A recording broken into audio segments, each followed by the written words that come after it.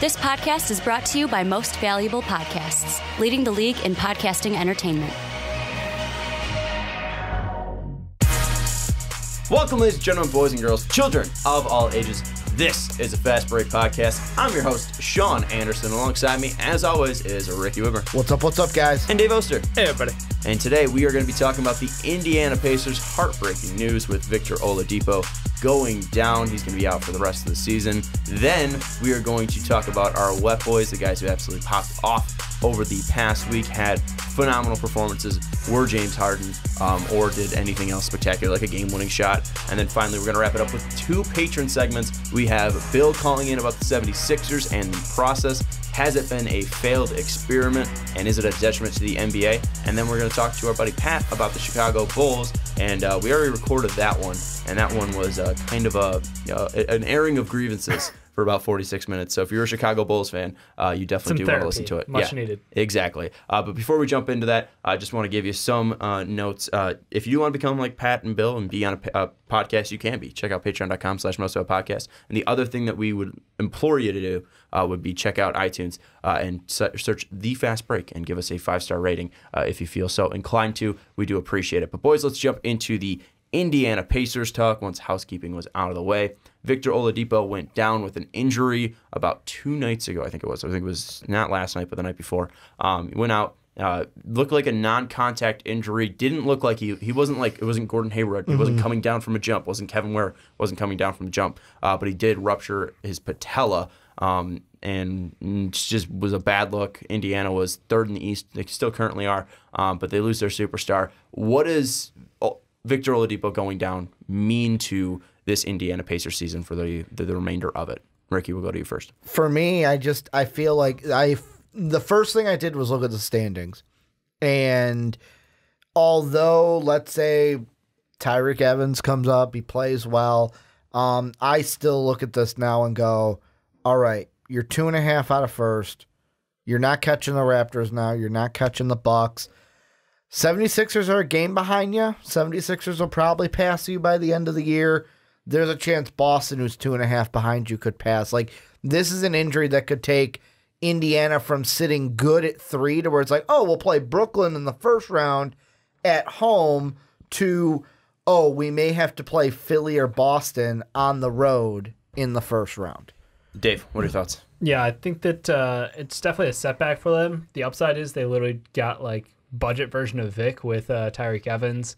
Obviously, replacing an all-star is tough, but I think Tyreke Evans, what we saw of him last year, being a higher usage guy. Earlier this year, we've not seen that out of him because he was confined to a smaller role. Now he's going to be able to go out there with the first unit, and I expect to see kind of that an image of last year's, not necessarily putting up 25 and 5, but something more reasonable. And I think that the saving grace of this team, honestly, is the combination of Miles Turner, Sabonis, and Thad Young. Those 3 guys have been out there, and obviously we know it's not so great when Turner and Sabonis are together on the court, but the combination of those 3 guys are really a lot of their heart and soul down low. I think that they're still going to be a playoff team. They're still a team that has very good chance of making the playoffs, and I expect them to. The problem for me is, what do you do if you have anybody on the fence? You're like, well, do we make any moves at the trade deadline? Do we not? Well, before we get into that, I just want to clear the air. Either of you think they're not going to make the playoffs with this injury? No, they'll still make the playoffs. Okay, just I clear still that think out. they're going to make it. Yeah. So the question now, I think, becomes, are you going to be a buyer or are you going to be a seller? Are you going to be trying to fill that role, fill that space that Victor Oladipo left with a possible like Mike Conley trade? I've seen that floated out there. Or are you going to become a seller of some of these assets that are on expiring contracts? Corey Joseph is a name. Tyreke Evans is a name as well. Darren Collison. Darren Collison is a name as well on an expiring deal. What is your idea of what they should do come February 7th? Because the big thing is they're not going to be out of, I think, their spot, or at least, I think they're still going to be top 4 at worst when it comes to the trade deadline. It's not too far away, so they're not going to really have a feeling of what this team's going to be able to do, or at least where this team will truly sit when it comes to the trade deadline. So what are your thoughts right now in this moment on whether they'll make a move or whether they'll make a buying move or whether they'll make a selling move. Dave, we're going to go back to you. I think they should go for a buy. I think this is a young core that they want to keep together moving forward. And if they can go ahead and use this as an opportunity to get another piece and have that guy play with your team going into the playoffs, that's valuable experience. You don't get chemistry like that coming off the street next year. So I think that they absolutely should be buyers at this point in time. They can really change up their game as well by letting a player like Sabonis or Turner kind of take over in the low post. They could change their entire dynamic as a team, which could give them something that, yes, this year might be an experiment for the rest of this year, but come next year, if you need to, you have an option B, you have an option C, you have different game plans because you've had a number of games to put together. We know this works, we know this doesn't. If Vic's not lighting it up for us tonight, we can go with this. Or against this matchup, let's really exploit, them at the 4. I think that it's a great opportunity for them. You got to look at the positives in a bad situation like this. Yeah, I think the biggest positive that you need to look at is that they're going to have, at least just from the point guard position, $17 million coming off the books after this year. If they don't make any moves, Collinson's worth 10, Corey Joseph's worth 7.9. Then you look at Tyreke Evans, he's worth 12.4. That's another 12.4 coming off. Then you have Bojan, who's also a free agent after this year. He's worth 10.5. Thad Young is a free agent after this year, 13.7. And then Kyle O'Quinn's worth 4.4, and he's going to come off the books. So I think rough estimate right there, that's over $40 million, $50 million coming off the books next year. So, Ricky, would you stay put, or are you making a buying move like Dave's saying you should, or are you going to sell off some of these pieces on expiring contracts? I'm buying. And I kind of want to say buy because you're a team in the thick of things, and you don't know whether or not, we're just going to stay pat, and then you're never in this situation again. The other thing I think of is I'm looking at an article here on CBS, and they talk about how they're saying it's a ruptured quadricep tendon, and apparently there's a specialist, Dr. Rodney Benner, who told CBS Sports it's probably a little bit worse than a common ACL tear. Okay. And this is the same injury that, of course, ended Charles Barkley's career in '99. Tony Parker also had the same injury. Now, the difference there, they were a lot older than Vic. Like Tony Parker, the one that I'm really going to use as the example, not Charles Barkley. Barkley was super old at that time. But, Parker was 34 at the time. And, yes, he's still playing, but he injured it in the playoffs. He was playing the next year by late November. We were surprised. I mean, we were doing the podcast at the time. Yeah, we were surprised that he came back at that point. So, I mean, you don't know how long he's going to be out because obviously he injured it earlier in the year than Parker did. But you look at the next year stats that Parker had, and they were lower than what he had before. And obviously, it kind of also had to do. Last year was a weird year for the Spurs. Less minutes. He played 25 minutes before the year he got hurt, and then he played 19. So, but his rates were still the same. 46% to 45. His 3-point percentage went down from 33 to 27. But for the most part, I mean, he was still a very efficient player. And that might be another reason why I buy a little bit right now, because you got to wonder, of course, you never want to overreact to an injury. And maybe this isn't buying at the trade deadline. Maybe this is buying in the offseason. The question that has to be on Pacer minds and even front office staff is, yes, he's going to rehab, but what type of Vic are we going to get back from this? Is he ever going to be the same player that he is, or will he have to change his game because of this injury? I don't think, I don't know enough about, this injury. I don't know enough about medical processes. I'm not a doctor, never will be, never have been. So I don't know exactly how he's going to bounce back from it. But what I can say is that he seems like the player to work as hard as he possibly can to get back to the level that he was at. And this seems like such a freak injury that I think the fear of re-injuring it will be there for a couple months, but I don't think it will be something that lingers for a while. I think that he is a guy that will put his all into being the same Victor Oladipo that he was before. He seems like he has that next level. He has that determination. And I'm not too worried about at least the future of Victor Oladipo, just because he does seem like a confident guy, especially since coming over to Indiana. I think now with, again, his work ethic, I think he will be able to get back to the same level, or at least near the same level of player that he was before. Now, will he be a foregone all-star for sure? Maybe not. Maybe he takes a little bit of a step back, but I agree with you. You shouldn't overreact. And that's why I'll throw out the idea of, before this injury, did you think they should be buying? No, I would have stayed. Before the injury, I would have stayed pat. Dave, did you think that they were going to be buying before this injury? I thought there was potential that they could buy. Okay. Yes. So, I think that they were in a position at the top of the East where no one outside of you, I will give you credit. You are actually a huge predictor of the Pacers' success this year. what other team did I pick? I don't even remember. Denver. Nuggets. Denver. Okay, so yeah, Shout out Denver. you might know some things about basketball. Who knew? No, I don't. No, but I get lucky. I'm like Garpax. I think that they were in a position to really upset a lot of teams, and because their pieces are so young and they've got a lot of one-year contracts, there are teams that have assets like the Atlanta Hawks, like the New York Knicks, who would be willing to move guys who are on maybe long-term contracts that don't fit their timeline, but it would be a nice accompanying piece for this Pacers team. What players do you have in mind? I mean, maybe a Taurean Prince, maybe a Tim Hardaway Jr., someone who can, play that 2-3 role and have Vic kind of be that combo guard still. I think Taurean Prince would be one that would definitely interest me. The biggest thing that I wanted to build off of that, though, was the fact that you shouldn't overreact. And I was in the same mindset of Ricky, that this was not going to be a team that's going to be buying at the trade deadline. And now that you have lost your star player, I think the biggest thing that you can't compromise is your identity.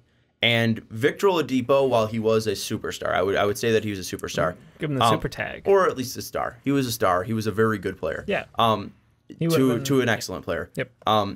He is a guy that I don't think that losing him, you lose your identity. If James Harden went down, you would lose your identity as the Houston Rockets. If Steph Curry has gone down, and you kind of lose your identity there. The Los Angeles Lakers, they have lost their identity since LeBron James has gone down. I don't think that they're going to lose their identity per se. I don't think this is going to change this team drastically, because this team's still going to play at a slower pace. This team's still going to play great defense. They're losing their best defender, but everyone on this team has the ability to defend. Everybody on this team. Except McDermott. Yeah, except McDermott. Who I hate. Even though he's top to bottom, the majority of this team, if not all these players, can play defense. So I think this isn't going to really compromise their identity, which is why I do not think they should make a move, because if you're getting a king's ransom for like a Tyreek Evans, go for it. If you're getting a king's ransom for a Bogdanovich, go for it. But I don't think you should compromise your identity, because this is still going to be the team coming back next year. And this front office clearly has their eye on talent that fits this team. And they've done a great job of building up this team. And with the cap space that you have going into next year, and with the free agents out there, you know who's going to fit on this team. So you can get rid of some of the wasted space on there. I think Corey Joseph, while he's a good player, I don't know if he's a natural fit on this team. I think he would fit much better in Toronto. You look at Darren Collinson, is Darren Collinson worth that much money? Does he want to sign for that much money as well? Yeah. I think now you can better address your team needs and also play with this salary cap and still have your star coming back next year. I wouldn't contradict that with going out and getting a Mike Conley, who's then worth $35 million for the next 2 years, because then you're really ruining your ability to be the team and identity that you are, because you're just locking in on one player. You have Turner locked up, you have Oladipo locked up. Stick with that identity. Stick with those players. You have Sabonis locked up as well. Stick with the players that are there for sure. Bring back the players that do fit. I think Bogdanovich is a great fit for them. Absolutely. Thad Young as well. Bring back those players, but then add on to this team in ways that you best see fit. Don't panic to make a move, because right now it's a very limited crop of players that are available. Free agency, you're going to be so open to make moves. This is still going to be a team that's going to be dangerous this year. I still think this is a team that will probably be a 5th seed. I think if they're going up against Philadelphia in the first round, I think they'd give Philadelphia a ton of trouble. But this is a team because it's mostly because of the depth. Not and anything to do with the stars. But I think that this is a team that next year, with the salary cap and the room they have to play, this can be even a more dangerous team, because this front office is so sure of their identity, what they're trying to create in Indiana. But going off that, is this a team that the way that they're currently constructed, going to win an NBA title? And is that technically necessary for Indiana? I think it'd be a nice cherry on top, but is it necessary for Indiana to win a title for this team to be successful? I'm going to answer this as if Vic didn't get injured first. No. Vic gets injured.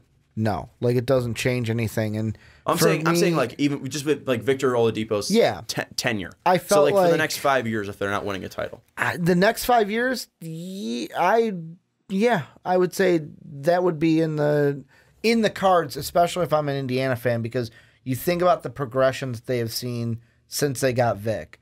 They get in the playoffs. They're a surprise team. Now it's like they're a top 4 seed right now. They're making strides with Vic. Next year, you could, if you're trying to go up those steps, the next step would be, all right, compete in the playoffs more, try to get to the Eastern Conference Final, try to win maybe the East. Now, especially since LeBron is not there, like I know that's the buzzsaw that they ran into like last year was LeBron. But gave him a hell of a series too. The thing that I come back to, and this is for not just this year, this is for the future. Like Indiana this year, winning a championship is not important. Like to me, it's keep your playoff seeding where it is. If they stayed the 3rd seed, I would be shocked. I'd be shocked, and I would be giving medals to like Tyreek, Sabonis, like anyone who helped keep that there, because I think they're gonna fall to 5. Like the lowest they fall is maybe 6 if the Nets like go on some type of a miracle run. I mean, what they've been doing in the last couple games. The thing that I worry, and this is from a Bulls fan, I'm not saying this is going to happen, because I will say this. In that same CBS article that I'm going to put in the description, because later on they have basically an interview with the doctor that has some great insight to everything. They ask, what's the timetable? Like once he's fully recovered, and the first thing that Dr. Brenner says is, I think the goal would be to have him ready at the beginning of the 2019-2020 season. However, you don't know what's going to happen. And for me as a Bulls fan, I just fear the worst, and I don't want that. And you don't know how Vic's going to come back after this. The reason I asked about the success thing is because I feel like every team is measured by their championships, obviously, and for good reason. But when you look back at the Derrick Rose Bulls before he got injured, would you say that's an unsuccessful team, or would you say that's a successful team? I feel like was that a successful me personally, that 2012 team, I felt could have went to the finals. But was it a successful team? Successful, like I don't think the team was bad. I think we were robbed. We were robbed not by anybody, not by Philly, not by anybody. I'm not asking that question. Do you think that looking back, was that a very successful reign for Derrick Rose? It's yes or no? No, we didn't win. Okay. I mean, Dave, I personally am on the other side of that. I think that was extremely successful. You had Derrick Rose, MVP, a very young player, leading your team as far as they did. That's some success. That's something you can hang your hat on as a great team. But it wasn't Derrick Rose's fault. That's like, what do you mean? Yes, I feel like it. I feel like it's a failure, but it's not like, oh, Derrick Rose failed. It was we got unlucky. I'm asking the team. Yeah. Was it a failure that the team did not win a championship? Not anything about Derrick Rose. I'm just saying, like, do you see that as a successful team? It's just yes or no, and you said no. I don't know, I think it's a complex question. It's not. I'm saying if you're not winning a championship, did you succeed? And my answer is that's 29 failures every year. Huh? Are you saying there's 29 failures every year? Yeah, I would have that mindset. See, I disagree. I think with the way NBA is structured, like you can get so lucky and have LeBron James for your from 2010 to 2019, and you could have X amount of championships. You could have Steph Curry, and you could have 3 championships right there. I mean, you have the ability of just one player taking over a team or a whole league. And I look at this, and especially Indiana, like this team has had so much success like throughout my lifespan. They're consistently making the playoffs. It was with Jermaine O'Neal, it was with Danny Granger, it was with Paul George, now it's with Victor Oladipo. You're just continuing that success. Your players. Yeah. Seriously. You're continuing that success, though. And I think it would be successful if Victor Oladipo did come onto this team and just brought him to the playoffs year after year. And at some point, it's going to get draining. But I even look at the Raptors and what they're running with Lowry and DeRozan and now with Kawhi so far, if they don't win a championship, I'm not going to look at them as unsuccessful. They were a very successful team. They won games. They were consistently in the playoffs. They were trying hard. And I think with this Pacer team I think you're just trying to continue success. And with the way that the salary cap is kind of opening up with them next year, you just have to make the right moves to continue that success. And I think with Oladipo being your star guy, and if he's able to bounce back to that place, you have success lined up for the rest of the next 5 years. And I don't think you should overextend for a move this year that might handicap your success down the line, because that's where you do end up losing out, because you sign a Marc Gasol to a long contract, you sign a Mike Conley to a long contract, and you start handicapping your success. And the Pacers have done a great job of moving on from players, not all of their under their own conditions. At least Paul George was under their own conditions. Danny Granger was under Worked out great for them for Paul George though. Yeah, and it was under the condition of injury with Danny Granger, and it's still Sabonis, which are their two best pieces right now. Well, and then it was also not under the condition with Danny Granger, and they moved on from him, and they again continue success as well. So I think that you can't handicap yourself if you're the Pacers is the biggest thing that I'm saying right now, because you don't want to handicap your future success. And the thing I'll throw in there is, like, if you asked me the same question you did about the Bulls about the Pacers, my answer would be on the other side of, like, if they got to, like, the second round, yes, that would be a success in my mind, because of it comes into two of with basketball with me. If you come into the playoffs and you're expected to go far, if you're expected to be a finals team like Boston, Toronto, Golden State, then if obviously you don't get there, it's a failure. Like with that Bulls team, like I said, with a healthy Derrick Rose, I thought that year we could actually challenge Miami and go to the finals that year. And to be knocked out in the first round to the 8th seed was a failure. But like Indiana, let's say, with Vic, if they got to the second round again, I feel like it would be a success. Even if they make the playoffs and stay above a 5th seed without Vic, I think that could still be a success for the Pacers. Dave, what do you think? Yeah, I think the Bulls thing was kind of an interesting one to hit on, just because it was an injury. Yeah, I mean, like if you look back, you go way back, and I'm just on a Bulls team right now. So if you go to the Utah Jazz of the late '90s, they were a successful team. They didn't win a championship, but they were a successful team. You know, they went out there year in, year out, were a deep playoff run. I'll give them the credit for it. So I don't take anything away from, a team like the Raptors who ran into LeBron James year after year after year and lost. And that's fine. They were a good team, but they could not win the championship.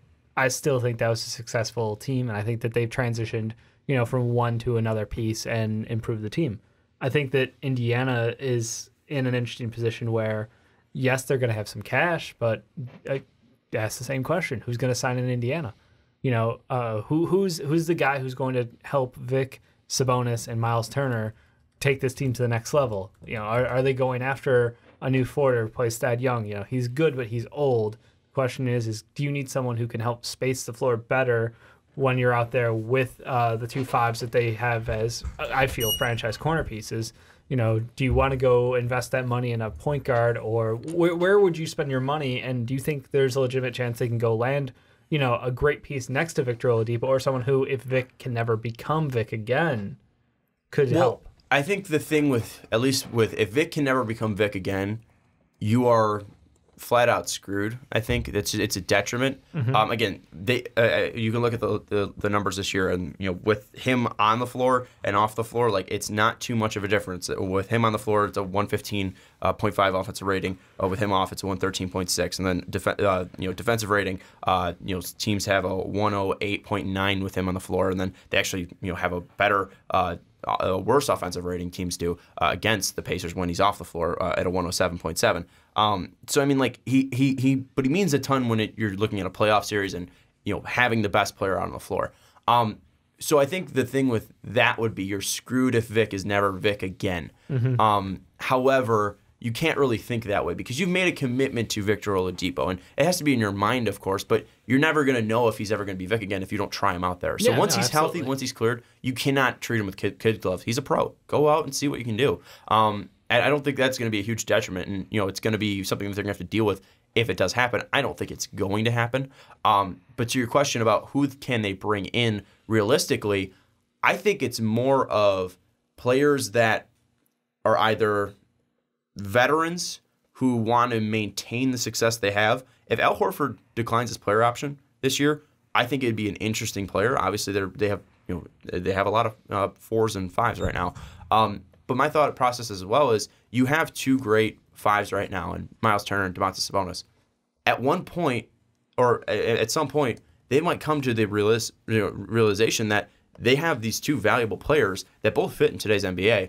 Maybe they do move off of one to just add to the depth of this team, because Turner right now is on a fairly great contract. I think he's just signed for 18 years, or not 18 years, for 18 million all the way through the 2022 season. Yeah, so I mean, like, that's a guy that's going to be locked down, and he's a good player for the next couple of years.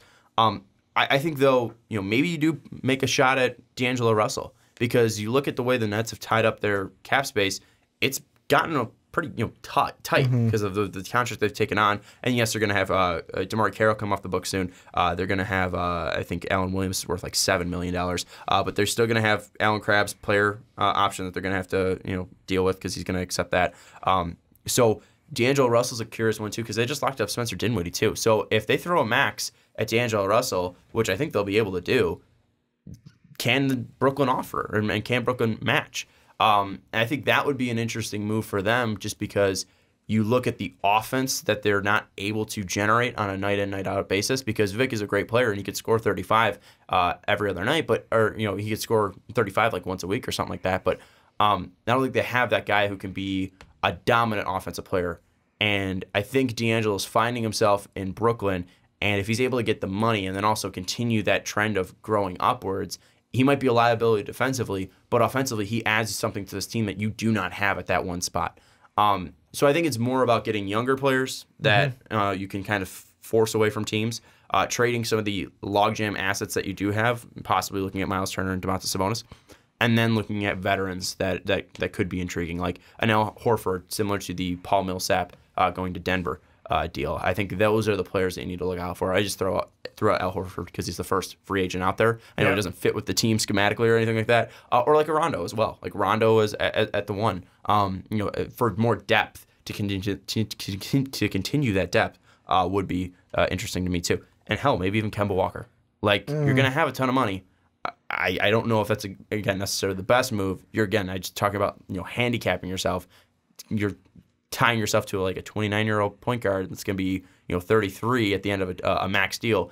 So maybe not that, but again, just names that are coming up on the floor. I think the biggest thing though would just be going after young rookies that teams cannot match the salary cap that they're going to be worth. To me, it comes down to the question that Dave asked, and you kind of scared me a little bit, Dave, because the last time you asked that question about a Memphis Grizzlies team, we went on into a topic about them moving the team, and I didn't want that to happen to Indiana Pacer fans, but the true question is, what big free agent is going to want to go to Indianapolis? Is going to go to Indiana? And for me, here are some of the names that could be free agents next year that I could see wanting to sign there. Could be good names. You could be happy. You could not be happy. First one, Jeremy Lin. He's a guy that I could see. He's currently in Atlanta. He would go over there. Another one, depending on how he plays this year when he comes back, Isaiah Thomas. Real quick. What?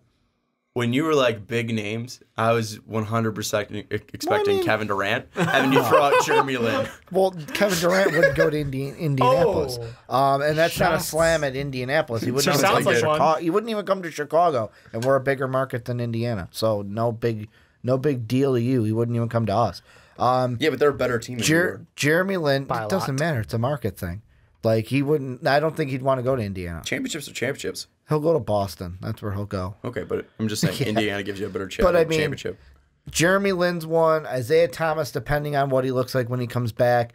A guy like Nico. A guy like Trey Burke. A guy like Ricky Rubio. Like those are the guys I think you're looking at in free agency. Guys that have played up somewhere else, and the other team doesn't want them back. That's what you're looking at. Like, Trey Burke's interesting because will New York want him back? Yeah. Ricky Rubio, will the Jazz want to re-sign him, and will he want to go back to Utah? I think Rubio would be an interesting fit. I don't think Trey Burke fits with the identity that this team's built at all. At least, I think the biggest name, if that's the question that we'll throw out and kind of end on, the biggest name that I think would be is not really because this team. Because I liked your Al Horford. This team that's a good one. But again, like the logjam of the players they have. I mean, the biggest thing about Horford is his inability to rebound. Yeah. And if you have fucking Domantas Sabonis, that's not a problem because that guy's just grabbing boards left and right. I think the biggest name, if we're asking that question, that would sign in Indiana is Klay Thompson. Because not that Golden State wouldn't want him. Of course they would. But can they realistically make that work if Kevin Durant's coming back? So that's the question that sticks out to me is, would he be able to re-sign understandably? And if Indiana's throwing out a max offer to him, he fits with that scheme. He fits with that identity of that team. He'd be a great fit. There's only be one wrench to that.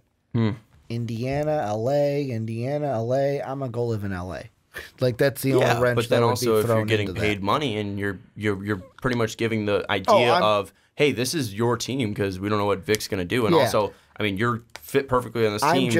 I mean, the East is open now. I feel like Klay, even though I see him in a Golden State uniform next year, if he leaves Golden State, he's going to play for Daddy's Lakers. He's going to be a Thompson, Los Angeles Laker if he leaves Golden State. I mean, I'm not arguing the LA to Indiana stuff. I mean, I think Indiana fans, we haven't lost him yet. If we haven't lost him yet, we're losing him now.